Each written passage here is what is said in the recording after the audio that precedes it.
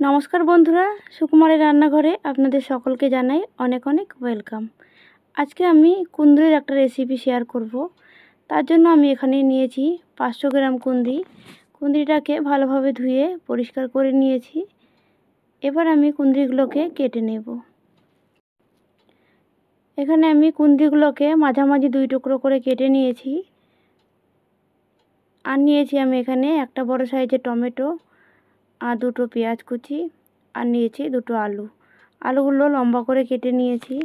প্রথমে আমি গ্যাসে একটা কড়াই বসিয়ে দিলাম।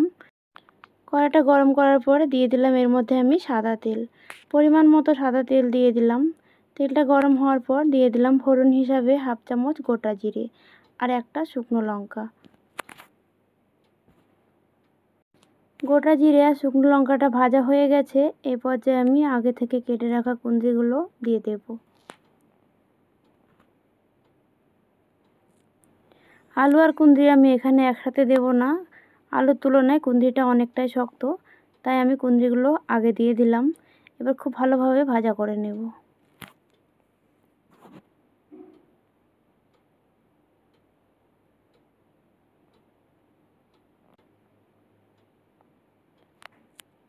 কুঁদরিগুলোকে নাড়াচাড়া করে ভাজা করে নিলাম। এবার আমি দিয়ে দেব আলুগুলো।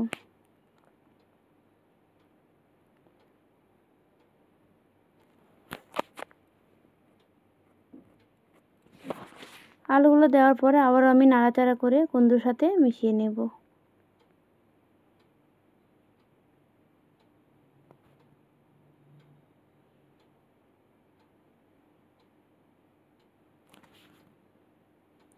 এবার আমি এর মধ্যে দিয়ে দেব পরিমাণ মতো নুন আর হলুদ।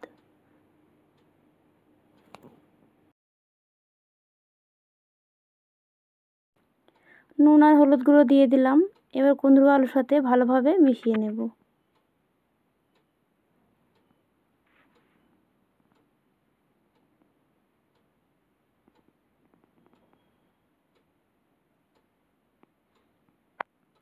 মিশানো হয়ে গেছে, ভালোভাবে নাড়াচাড়া করে দিলাম। এবার আমি ঢাকা দিয়ে দেব। ঢাকা দিয়ে গ্যাসের আঁচ মিডিয়ামে রেখে আমি 5 থেকে 7 মিনিট রান্না করে নেব। ফিরে এলাম আমি প্রায় 7 মিনিট পরে।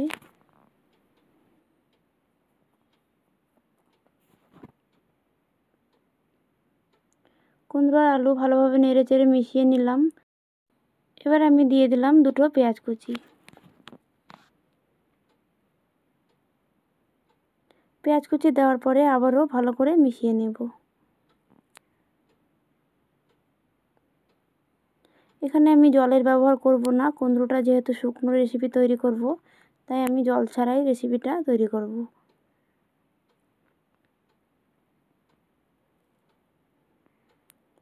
আলু আর কুঁদরির সাথে পেঁয়াজটা ভালোভাবে মিশিয়ে নিলাম।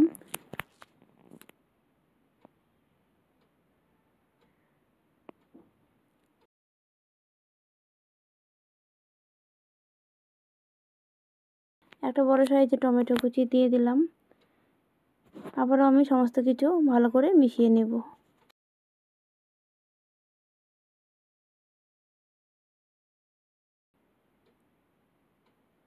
এবার আমি এতে গুঁড়ো মশলাগুলো অ্যাড করে দেব। দিয়ে দিলাম 1/2 চামচ জিরের গুঁড়ো, আর দিয়ে দিলাম 1/2 চামচ ধনের গুঁড়ো, দিয়ে দেব 1/2 চামচ লঙ্কার গুঁড়ো,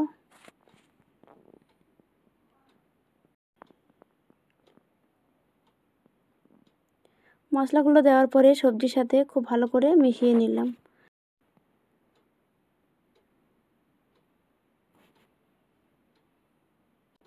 মেশানো হয়ে গেলে এবার আমি ঢাকা দিয়ে দেব আরও 5 থেকে 10 মিনিটের জন্য। গ্যাসের আঁচ একদম কমিয়ে দিয়ে আরও আমি 10 মিনিট রান্না করে নিলাম। ফিরে এলাম আমি প্রায় 10 মিনিট পরে। কুঁদরি আলু সমস্ত কিছু সেদ্ধ হয়ে গেছে।